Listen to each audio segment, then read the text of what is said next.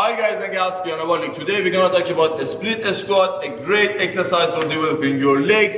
But believe it or not, the main reason that I like this exercise is not just because this is an exercise. I like this exercise because it's for me like a test.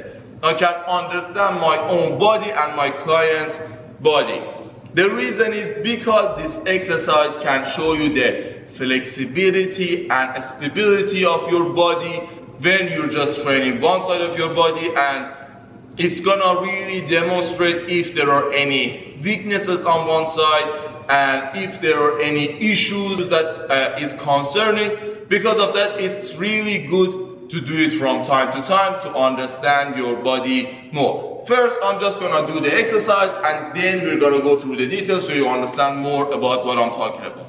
So basically, you're gonna bring one leg up on a bench or on a bar or something like that, preferably something that's a little bit soft. So if you're using a bar, make sure you wrap something around it, either a mat or something that makes it a little bit softer.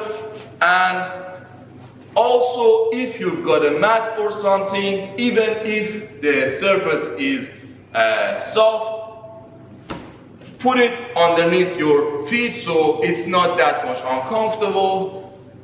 And you bring the other leg in front and you go down, up, down, up, down, up. Now there are variations of this exercise that you can perform. You can bring the leg back and do the exercise. The more you bring the leg back, the more it's gonna be like a lunge, which I already have a video about. I'm gonna mention in this video. And in that video, you're gonna understand that you're just using one leg when you're performing the lunge, although you're still using this leg for stability, and it's gonna a little bit help you on coming up. But if you bring the leg back, it's gonna be more work from this leg. But the much further you bring this leg, you're gonna get the help from this leg a lot more.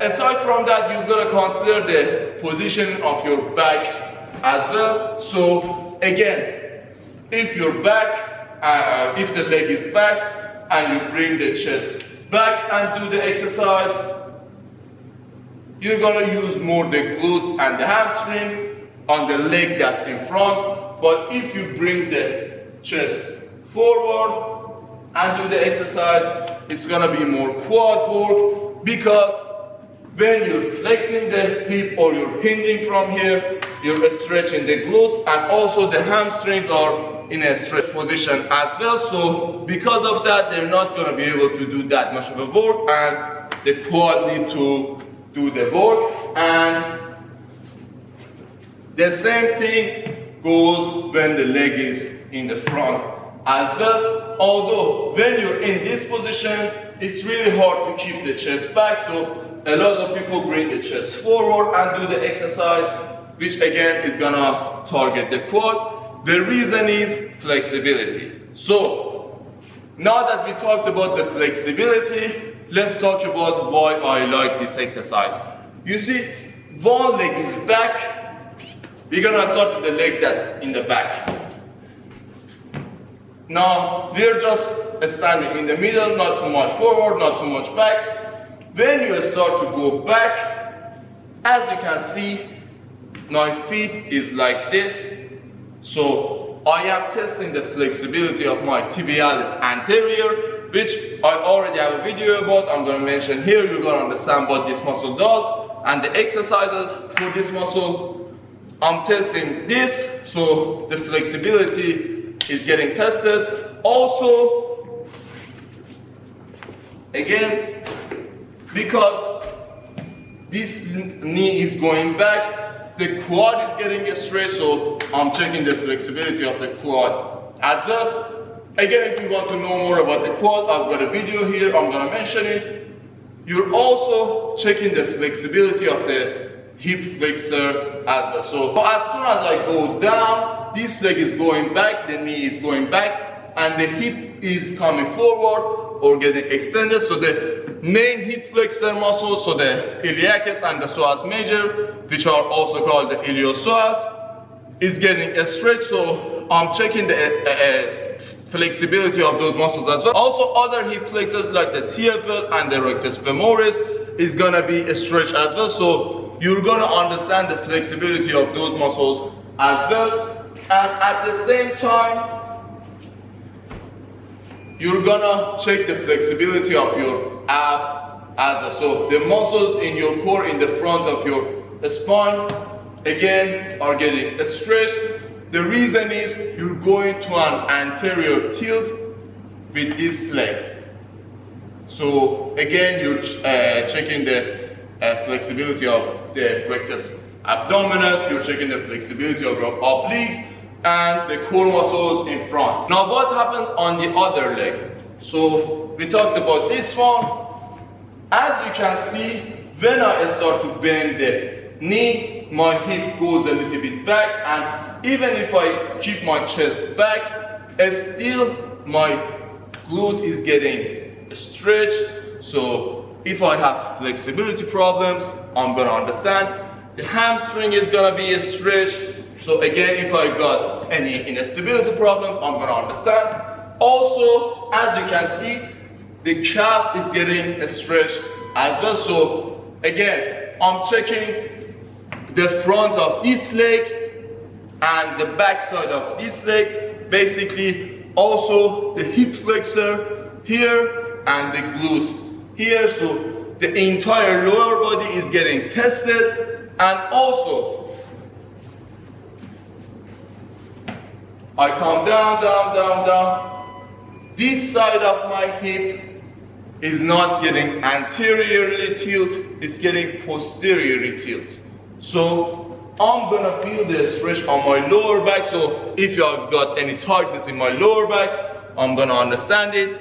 But with the other leg, I was feeling the stretch in my front. Although the hip is not two separate structures, they affect each other, so it's not gonna be that much anteriorly tilted or posteriorly tilted, but still there are some differences on different sides. So I'm gonna check the flexibility of my core and also my lower body just by doing this exercise. Of course, you can add more resistance with barbells, with dumbbells, and it's gonna get harder, but majority of people do not need to use that much added weight. Just by lifting your own self with a good range of motion and with a good focus, you're really gonna target the muscles in your legs. Because you're training unilaterally, meaning one side at a time, you're checking the stability as well. So it's not like a squat which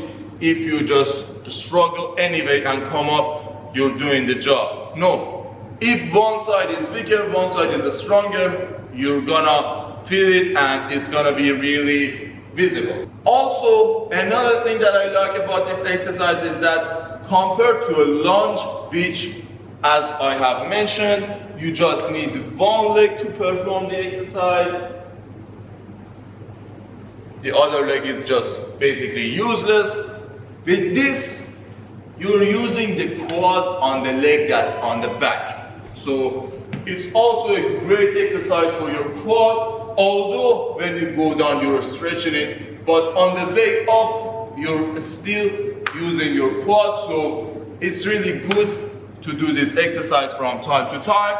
Again, flexibility is getting tested, the stability is getting tested. You can get stronger with this exercise if you perform it explosively. So for example, do not stop here. Go down, up.